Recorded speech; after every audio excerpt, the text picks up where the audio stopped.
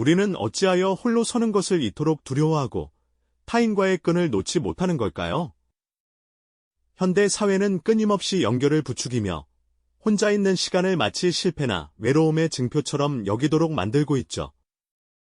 진정한 자유는 과연 수많은 관계 속에서만 피어나는 것일까요? 아니면 역설적으로 그 모든 관계의 굴레를 벗어던진 고요한 고독 속에서 비로소 발견되는 것일까요? 여기 한 철학자의 날카로운 통찰이 우리에게 깊은 질문을 던집니다. 바로 아르투어 쇼펜하우어의 말이죠. 혼자 있을 줄 모르는 사람은 자유를 모른다. 이 말은 오늘날 수많은 정보와 사람에 둘러싸여 살면서도 공허함을 느끼는 우리에게 어떤 의미로 다가올까요? 우리는 사회라는 거대한 틀 안에서 서로 기대고 살아가지만 때로는 그 관계가 우리를 짓누르고 진정한 나 자신을 잃게 만드는 족쇄가 되기도 합니다. 이 영상은 단순한 외로움이 아닌 내면의 성찰과 진정한 자유를 향한 필수적인 과정으로서의 고독을 이야기하려 합니다. 역사 속 인물들의 삶을 통해 고독이 어떻게 개인의 운명은 물론 더 나아가 시대의 흐름까지 바꾸는 강력한 힘이 되었는지 보여드릴 것입니다. 우리의 삶의 방향을 다시 한번 깊이 성찰하게 할 귀한 통찰을 얻으실 수 있을 겁니다. 쇼펜하우어의 이 짧은 문장은 시대를 초월하여 우리의 본질을 꿰뚫고 있습니다. 현대인에게 고독은 종종 회피해야 할 대상, 혹은 극복해야 할 약점으로 여겨지곤 하죠. 그러나 고독은 단순히 홀로 남겨진 외로움이 아닙니다.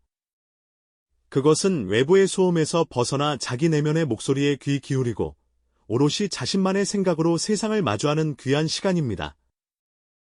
진정한 고독은 바로 이처럼 독립적인 사고와 흔들리지 않는 판단력을 길러주는 강력한 원동력이 되는 것이죠. 오늘은 그 고독의 힘을 찾아 떠나보려 합니다. 자, 그럼 첫 번째 이야기로 절체절명의 위기 속에서 고독을 통해 불가능을 가능케 한 인물을 만나볼까요? 바로 우리 역사상 가장 위대한 영웅 중 한 분으로 기억되는 이순신 장군입니다. 임진왜란이라는 미증유의 국난 앞에서 나라는 풍전등화의 위기에 처해 있었고 백성들은 고통 속에 신음하고 있었습니다. 모두가 절망에 빠졌던 그 순간 이순신 장군은 홀로 고뇌하며 나라의 운명을 짊어져야 했습니다. 그의 고독은 단순히 장수가 겪는 외로움이 아니었죠. 당시 조정은 당파 싸움과 무능함으로 얼룩져 있었고 장군은 끊임없이 외부의 간섭과 정치적 압박에 시달려야 했습니다. 심지어 모함에 빠져 모든 관직을 잃고 백의종군하는 처지에 놓이기도 했습니다. 하지만 그는 그 모든 혼돈 속에서도 흔들리지 않았습니다. 한밤중 촛불 아래 홀로 앉아 거북선 설계도를 응시하며 깊은 시름에 잠겼을 장군의 모습은 어땠을까요? 혹은 옥포해전, 한산도 대첩과 같이 압도적인 수적 열세 속에서 기적같은 승리를 이끌어내기 위해 오직 자신만의 사색과 판단으로 치밀한 전략을 세웠을 그 순간의 고독은요? 장군의 고독은 외부의 혼란으로부터 자신을 분리하고 오직 국가적 위기 앞에서 흔들리지 않는 판단력과 자유로운 전략적 사고를 가능케 한 원동력이었습니다. 그에게 고독은 세상의 모든 소음으로부터 벗어나 진실을 직시하고 오직 나아가야 할 길만을 찾아내는 시간이었습니다. 난중일기에 빼곡히 기록된 그의 고뇌와 결의는 홀로 서서 거대한 운명을 바꾼 한 인간의 위대한 고독을 생생히 증명하고 있습니다. 백의종군이라는 처절한 고독 속에서 오히려 더욱 단단해진 그의 결의는 불가능해 보이는 상황을 뒤집는 힘이 되었죠. 이순신 장군의 고독은 단순한 외로움이 아닌 국가적 위기 앞에서 흔들리지 않는 판단력과 자유로운 전략적 사고를 가능케 한 진정한 힘이었다고 말할 수 있습니다. 그의 고독은 마침내 나라를 구하는 지혜와 용기로 승화되었으니 참으로 경이로운 일이죠. 이순신 장군이 고독 속에서 국가적 위기를 타개할 지혜를 찾아내고 그 힘을 지혜와 용기로 승화시켰다면 정반대로 끊임없이 사람들에게 둘러싸여 고독을 필사적으로 외면하려 했던 비극적인 인물도 우리 역사 속에 존재합니다. 바로 조선의 10대 왕, 연산군입니다. 그는 과연 무엇 때문에 홀로 사색하고 자신을 깊이 돌아보는 시간을 그토록 두려워했던 것일까요? 왕위에 오른 후 연산군은 스스로 고독과 마주하기를 거부하며 신하들과 수많은 후궁들을 끊임없이 불러 모아 화려하고 방탕한 연회를 밤낮없이 베풀었습니다. 낮은 사냥과 유흥에 빠져 백성들의 고통을 외면했고, 밤에는 궁녀들과 술잔을 기울이며 끝없는 환락을 쫓았죠. 그의 주변은 언제나 아첨하는 신하들과 그의 쾌락을 채워주는 사람들로 북적였고, 연산군은 잠시도 혼자 있는 것을 견디지 못하는 듯 보였습니다. 마치 혼자 남겨지는 순간, 자신의 내면의 도살인 불안과 마주하게 될까 두려워했던 것처럼 말이죠. 하지만 이처럼 군중 속에 파묻혀 스스로의 고독을 회피하려던 연산군의 삶은 결국 돌이킬 수 없는 비극으로 치닫고 말았습니다.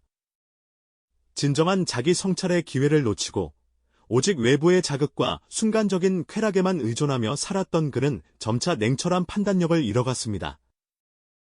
백성들의 신음소리에는 귀 기울이지 않고 자신에게 쓴소리를 아끼지 않던 충신들을 가차없이 숙청하며 주변의 진정으로 자신을 위하는 이들을 모두 떠나보냈죠. 그 결과 연산군은 스스로 고립을 자초했고 그의 광기는 걷잡을 수 없이 커져갔습니다.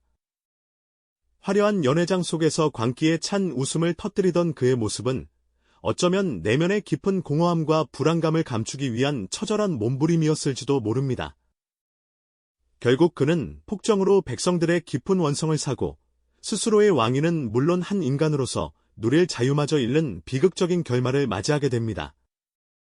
폐위되어 유배지로 쓸쓸히 끌려가던 연산군의 초라하고 공허한 뒷모습은 군중 속에서 진정한 자아를 잃고 파멸한 한 인간의 쓸쓸한 초상화처럼 우리에게 깊은 울림을 줍니다. 진정한 고독을 마주하고 자신을 성찰하지 못했을 때 한 개인이 얼마나 깊은 나락으로 떨어질 수 있는지를 생생히 보여주는 너무나도 안타까운 역사적 사례가 아닐까요? 이처럼 고독을 회피하며 파멸에 이른 비극적인 역사가 있다면 반대로 고독 속에서 삶의 진정한 의미와 자유를 찾아내어 인류에게 깊은 영감을 준 위대한 인물도 있습니다. 바로 미국의 사상가이자 작가인 헨리 데이비드 소로입니다. 그는 19세기 중반 산업화와 물질주의가 팽배하며 사회적 압박이 거세지던 시대에 호련히 문명사회를 등지고 월든 호숫가에 작은 오두막을 직접 지어 생활하기 시작했습니다. 무려 2년 2개월 2일 동안 그는 모든 것을 스스로 해결하며 자연과 오직 자신에게만 집중하는 삶을 살았죠. 그에게 월든 호숫가에서의 고독은 단순히 외롭거나 고립된 시간이 아니었습니다. 오히려 세상의 모든 소음과 번잡함으로부터 자신을 완벽하게 분리하고 오직 내면의 깊은 목소리에 귀 기울일 수 있는 더없이 귀하고 신성한 기회였습니다. 소로는 이 고독 속에서 물질적인 것들에 얽매이지 않고 진정한 자아를 발견하며 삶의 본질적인 의미를 탐구했습니다. 그는 호숫가에서 고요히 낚시를 하고 숲길을 따라 거닐며 자연의 작은 속삭임 하나까지도 놓치지 않고 교감했습니다. 때로는 손수지은 오두막에 앉아 책을 읽고 깊은 사색에 잠기거나 자신의 솔직한 생각과 깨달음들을 글로 남기며 그 어떤 것과도 바꿀 수 없는 충만한 시간을 보냈죠. 그의 눈에는 사회가 끊임없이 강요하는 물질적 풍요나 명예보다는 자연의 순수함과 단순한 삶이 주는 아름다움, 그리고 그 속에서 피어나는 진실한 지혜가 더욱 선명하고 가치 있게 보였을 것입니다. 사회가 정해놓은 성공의 기준이나 끊임없는 소비의 유혹에서 완전히 벗어나 그는 고독을 통해 내면의 흔들림 없는 평온과 독립적이고 자유로운 사고를 얻었습니다. 월든 호숫가에서 보낸 그의 시간은 외부의 시선이나 평가에 휘둘리지 않는 단단한 자아를 구축하고 진정한 자유와 행복이 어디에서 오는지를 명확하게 깨닫게 해주었습니다. 고독이 한 개인에게 얼마나 깊은 통찰과 궁극적인 자유를 선사할 수 있는지 소로의 삶은 우리에게 조용하지만 너무나도 강력한 메시지를 전하고 있는 것이죠. 그의 고독은 단순한 은둔이나 외로움이 아닌 삶의 깊이를 더하고 세상을 이해하는 위대한 지혜를 얻는 숭고한 여정이었으니까요. 소로의 삶이 우리에게 보여준 것처럼 고독은 단순히 외롭거나 세상으로부터 분리된 시간이 아니었습니다. 오히려 삶의 깊이를 더하고 존재의 본질을 이해하며 궁극적으로는 자신만의 위대한 지혜를 얻는 숭고한 여정이었죠. 이렇게 우리는 새 인물의 극명하게 다른 삶을 통해 고독을 마주하는 태도가 한 개인의 운명을, 나아가 그들이 살았던 시대의 흐름까지 어떻게 바꾸어 놓았는지 찬찬히 살펴보았습니다. 국가적 위기 앞에서 홀로 고뇌하며 흔들림 없는 지혜와 통찰을 얻어냈던 이순신 장군을 기억하시나요? 그는 외부의 끊임없는 간섭과 정치적 압박 속에서도 오직 자신만의 사색과 깊은 판단으로 도저히 불가능해 보이는 상황 속에서도 기적과 같은 승리를 일궈냈습니다. 그에게 고독은 단순한 두려움이나 외로움이 아닌 오히려 자유로운 전략적 사고를 가능하게 한 굳건한 정신적 원동력이었죠. 혼자만의 시간 속에서 그는 흔들림 없는 평정심을 유지했고 백성을 위한 가장 현명한 길을 찾아낼 수 있었습니다. 그의 고독은 진정한 힘의 원천이었던 것입니다. 반면 끊임없이 신하들과 후궁들에게 둘러싸여 환락만을 좇았던 연산군은 어땠을까요? 그는 군중 속에서 진정한 자아를 잃어버렸습니다. 외부의 자극과 아첨에만 의존하며 자신의 내면을 들여다보고 성찰할 기회를 스스로 외면했습니다.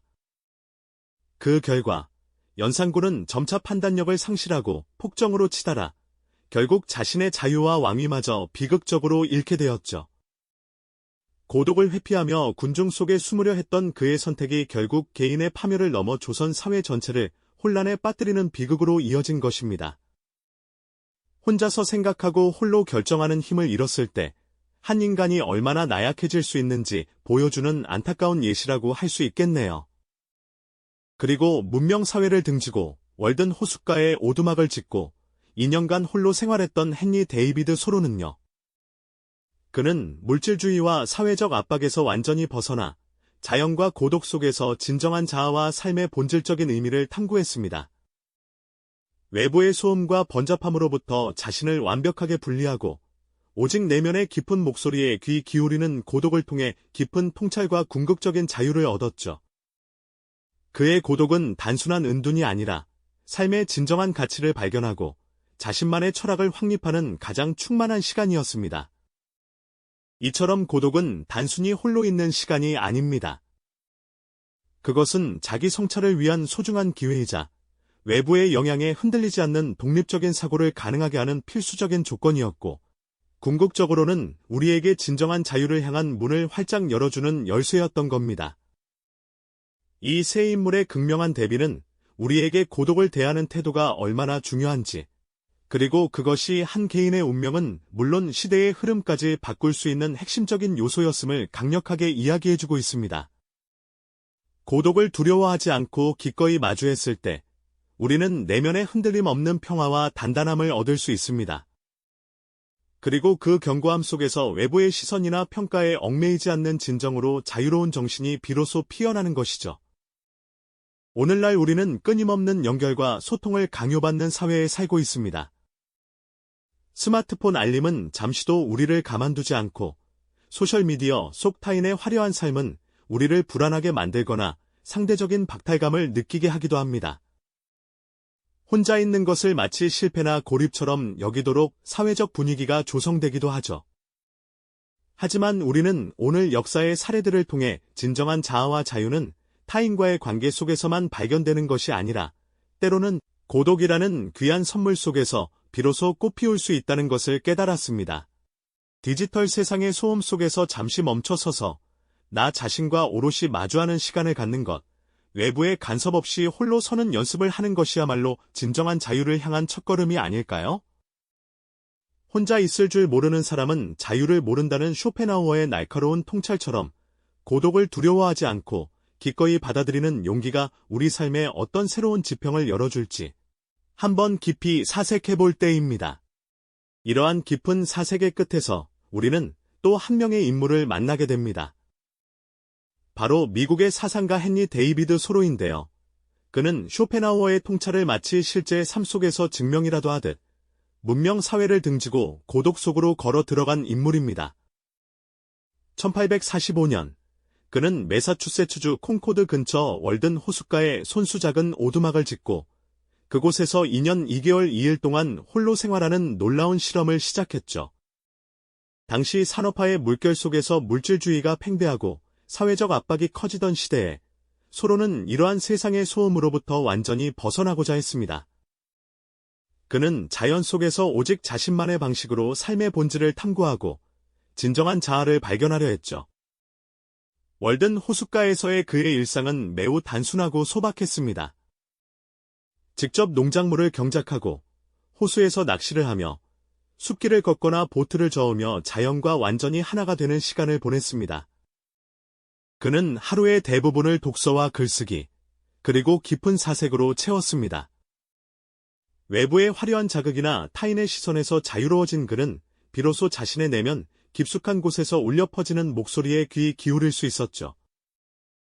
문명의 번잡함이 사라진 고요 속에서 서로는 인간의 삶에서 진정으로 중요한 것이 무엇인지, 그리고 우리가 추구해야 할 가치가 무엇인지를 끊임없이 자문했습니다.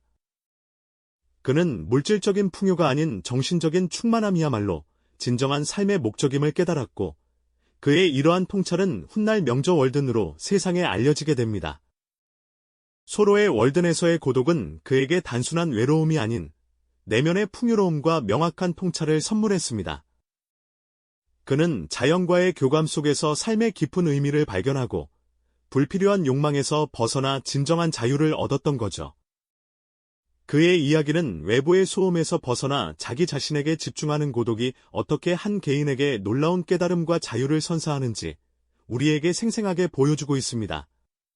이렇게 우리는 이순신 장군과 연산군, 그리고 헨리 데이비드 소로의 이야기를 통해 고독이라는 것이 얼마나 다양한 얼굴을 하고 있는지 살펴보았습니다. 이순신 장군은 고독한 사색 속에서 국가를 구할 지혜와 용기를 얻었고요. 반대로 연산군은 고독을 회피하고 타인에게만 의존하다 결국 자신을 파멸로 이끌었습니다. 그리고 소로는 자발적인 고독 속에서 삶의 본질을 깨닫고 진정한 자유를 성취했죠. 세 인물의 극명한 대비는 우리에게 중요한 메시지를 던져줍니다. 고독은 단순히 외로움이나 고립이 아니라 때로는 자기 성찰과 독립적인 사고, 그리고 궁극적으로 진정한 자유를 위한 필수적인 조건이라는 것을요.